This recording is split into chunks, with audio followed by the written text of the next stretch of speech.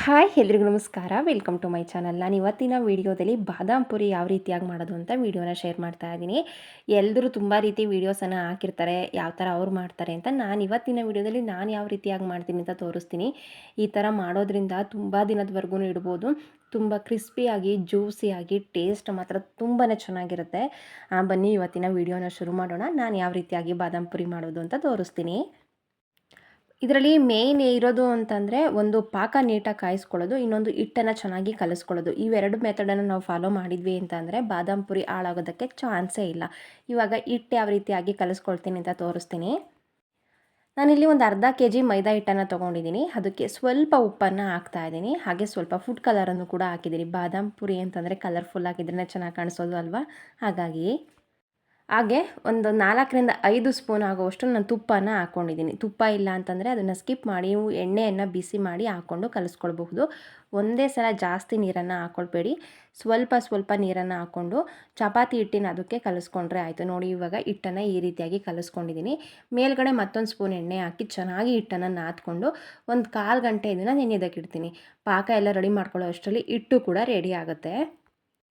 ನಾನಿಲ್ಲಿ 2 ಬೌಲ್ ಆಗೋವಷ್ಟು ನಾನಿಲ್ಲಿ ಸಕ್ಕರೆ ತೊಗೊಂಡಿದ್ದೀನಿ. ಅದಕ್ಕೆ 2 ಬೌಲ್ ಆಗೋವಷ್ಟು ನೀರನ್ನು ಹಾಕ್ಕೊಂಡಿದ್ದೀನಿ. ಏಲಕ್ಕಿ ಪುಡಿ ಜಾಸ್ತಿ ಇದ್ರೇ ಅದು ಫ್ಲೇವರ್ ತುಂಬ ಚೆನ್ನಾಗಿ ಬರುತ್ತೆ. ಹಾಗಾಗಿ ಏಲಕ್ಕಿನ ಪುಡಿ ಮಾಡಿ ಹಾಕ್ಕೊಂಡಿದ್ದೀನಿ. ಪಾಕ ನೀಟಾಗಿ ಕಾಯಿಸ್ಕೊಳ್ಬೇಕು. ಆಗಲೇ ಹೇಳ್ದೆ ನಾನು, ಪಾಕ ನೀಟಾಗಿ ಕಾಯಿಸ್ಕೊಂಡ್ರೆ ಬಾದಾಮ್ ಪುರಿ ಹಾಳಾಗೋದಕ್ಕೆ ಚಾನ್ಸೇ ಇಲ್ಲ.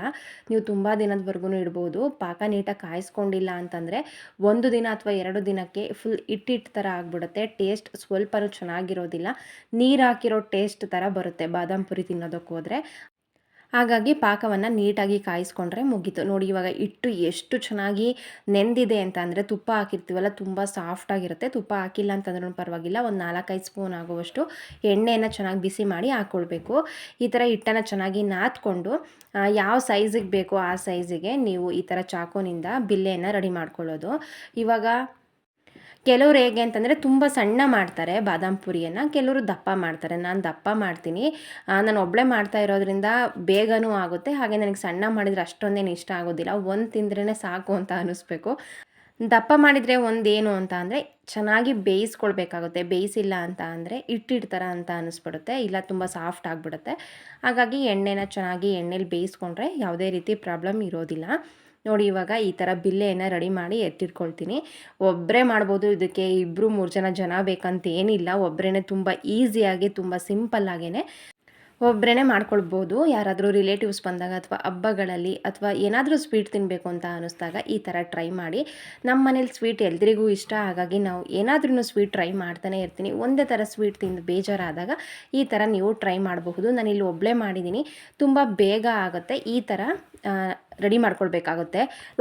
ನಾನು ಮೈದಾ ಹಿಟ್ಟಿಂದ ಈ ಥರ ಸ್ವಲ್ಪ ಎತ್ಕೊಂಡು ರೌಂಡ್ ಶೇಪಿಗೆ ಫಸ್ಟು ಲಟ್ಟಿಸ್ಕೊಳ್ತೀನಿ. ನಂತರ ಅದನ್ನು ತ್ರಿಭುಜದ ಥರ ಮಾಡಿಕೊಂಡು ಮತ್ತೊಂದು 2 ಸಲ ಲಟ್ಟಿಸ್ತೀನಿ. ಅದು ಬಿಟ್ಕೊಳ್ಬಾರ್ದು ಅಂತ. ಈ ಥರ ಮಾಡೋದ್ರಿಂದ ಲೇಯರ್ ತುಂಬ ಚೆನ್ನಾಗಿ ಬರುತ್ತೆ. ತಿನ್ನುವಾಗಂತೂ ತುಂಬಾ ಕ್ರಿಸ್ಪಿಯಾಗಿ ಜ್ಯೂಸಿಯಾಗಿ ತುಂಬ ಸಾಫ್ಟಾಗಿ ತುಂಬ ಚೆನ್ನಾಗಿ ಬಂದಿರುತ್ತೆ. ಇವಾಗ ಎಲ್ಲದನ್ನು ಇದೇ ಥರ ರೆಡಿ ಮಾಡಿ ಎತ್ತಿಡ್ಕೊಳ್ತೀನಿ. ಇದು ಫ್ಯಾನ್ ಗಾಳಿಗೆಲ್ಲ ಹಾಕಿ ಒಣಗಿಸ್ಬಾರ್ದು. ಆ ಥರ ಮಾಡಿದರೆ ಒರಟಾಗುತ್ತೆ, ಟೇಸ್ಟ್ ಚೆನ್ನಾಗಿ ಬರೋದಿಲ್ಲ. ಹಾಗೆ ಲಟ್ಟಿಸಿ ತುಂಬ ಹೊತ್ತು ಬಿಡಬಾರ್ದು. ಅದನ್ನು ತಕ್ಷಣ ಎಣ್ಣೆಲಿ ಕರಿಬೇಕಾಗುತ್ತೆ. ಒಂದು 10 ನಿಮಿಷ ಇದ್ದರೆ ಓಕೆ, ಅದಕ್ಕಿಂತ ಜಾಸ್ತಿ ಬೇಡ. ನೋಡಿ, ಇವಾಗ ಈ ಥರ ಎಲ್ಲದನ್ನು ಲಟ್ಟಿಸಿ ರೆಡಿ ಮಾಡಿ ಎತ್ತಿಟ್ಕೊಂಡಿದ್ದೀನಿ. ಈ ಕಡೆ ಪಾಕ ಕೂಡ ರೆಡಿ ಆಗಿದೆ. ಹೇಳಿದ್ನೆಲ್ಲ ಪಾಕ ಚೆನ್ನಾಗಿ ಕಾಯಿಸ್ಕೊಳ್ಬೇಕು ಅಂತ. ನೋಡಿ, ಈ ವಧದಲ್ಲಿದೆ, ಗೊತ್ತಾಗುತ್ತೆ ಮಾಡ್ತಾಯಿದ್ರೆ. ಬಂದಿದೆ, ಅಥವಾ ಒಂದೆಳೆ ಪಾಕ ಬಂದ್ರೂ ಆಗುತ್ತೆ. ಅದಕ್ಕಿಂತ ಜಾಸ್ತಿ ಬೇಡ. ಫುಲ್ ಪಾಕ ಗಟ್ಟಿಗಾದ್ರೂ ಚಿರೋಟಿ ಫುಲ್ ಒರಟಾಗುತ್ತೆ. ಸಕ್ಕರೆ ತಿನ್ನೋ ಥರ ಫೀಲ್ ಆಗುತ್ತೆ. ಅಷ್ಟೊಂದು ಚೆನ್ನಾಗಿರೋದಿಲ್ಲ. ಹಾಗಾಗಿ ಪಾಕ ಒಂದೆಳೆ ಬಂದರೆ ಸಾಕು. ಈ ಕಡೆ ಎಣ್ಣೆ ಕಾಯೋದಕ್ಕೆ ಇಟ್ಕೊಂಡಿದ್ದೀನಿ.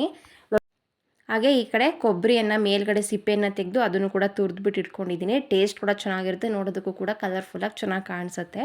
ಇವಾಗ ಎಣ್ಣೆ ಚೆನ್ನಾಗಿ ಕಾಯುತ್ತಿದೆ. ಅದಕ್ಕೆ ಒಂದೇ ಒಂದು ಪೂರಿಯನ್ನು ಬಿಟ್ಟು ನೋಡಿದೆ ಎಣ್ಣೆ ಹೇಗೆ ಕಾದಿದೆ ಅಂತ. ಹಾಗೆ ನಾವು ಬೋಂಡ ಅಥವಾ ವಡೆ, ಪೂರಿ ಏನೇ ಆಗಿರಬಹುದು, ಅಥವಾ ಈ ಥರ ಚಿರೋಟಿ ಆಗಿರ್ಬೋದು, ಜಾಸ್ತಿ ಎಣ್ಣೆ ಕುಡಿಬಾರ್ದು ಅಂತ ಅಂದರೆ ಎಣ್ಣೆಗೆ ಒಂದು 4-5 ಕಾಳು ಅಳಿ ಉಪ್ಪನ್ನು ಹಾಕಿದರೆ ಜಾಸ್ತಿ ಎಣ್ಣೆ ಕುಡಿಯೋದಿಲ್ಲ. ಕೊನೆವರೆಗೂ ನೋಡಿ, ಎಣ್ಣೆ ನಾನು ಎಷ್ಟು ಬಿಟ್ಕೊಂಡಿದ್ದೆ, ಸ್ವಲ್ಪ ಖಾಲಿಯಾಗಿತ್ತು ಅಷ್ಟೇ. ಎಣ್ಣೆ ಎಲ್ಲ ಹಾಗೇ ಇತ್ತು. ಎಣ್ಣೆ ಚೆನ್ನಾಗಿ ಕಾದ್ಮೇಲೆ ಇವಾಗ ಪೂರಿಗಳನ್ನು ಹಾಕ್ಕೊಂಡು ಎರಡೂ ಸೈಡ್ ಚೆನ್ನಾಗಿ ಬೇಯಿಸ್ಕೊಳ್ಬೇಕಾಗುತ್ತೆ. ನಾನು ಅಗಲ ಮಾಡಿರೋದ್ರಿಂದ ಜಾಸ್ತಿ ಪೂರಿ ಒಂದೇ ಸಲ ಹಾಕೋದಕ್ಕಾಗೋದಿಲ್ಲ. ಒಂದು 4 ಹಾಕಿದರೆ ನೀಟಾಗಿ ಬೇಯುತ್ತೆ.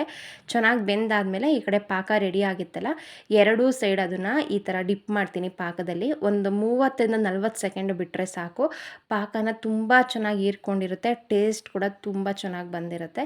ಇವಾಗ ಮೇಲ್ಗಡೆ ಸ್ವಲ್ಪ ಕೊಬ್ಬರಿ ಪುಡಿಯನ್ನು ಉದುರಿಸಿದ್ರೆ ಬಾದಾಮ್ ಪೂರಿ ರೆಡಿ ಆಯಿತು. ತುಂಬ ಸಾಫ್ಟಾಗಿ, ಜ್ಯೂಸಿಯಾಗಿ, ಕ್ರಿಸ್ಪಿಯಾಗಿ ತುಂಬಾ ಚೆನ್ನಾಗಿರುತ್ತೆ. ಮಕ್ಕಳಿಗಂತೂ ಖಂಡಿತ ಇಷ್ಟ ಆಗುತ್ತೆ. ಇಷ್ಟೇ ಮೆಥಡ್ ಇರೋದು. ಫಸ್ಟು ಟೈಮ್ ಮಾಡೋರು ಕೂಡ ತುಂಬ ಈಸಿಯಾಗಿ ಮಾಡಬಹುದು. ಇದರಿಂದ ಯಾವುದೇ ರೀತಿ ಚೆನ್ನಾಗಿ ಬರೋದಿಲ್ಲ ಆ ಥರ ಏನೂ ಇಲ್ಲ, ತುಂಬ ಚೆನ್ನಾಗಿ ಬರುತ್ತೆ.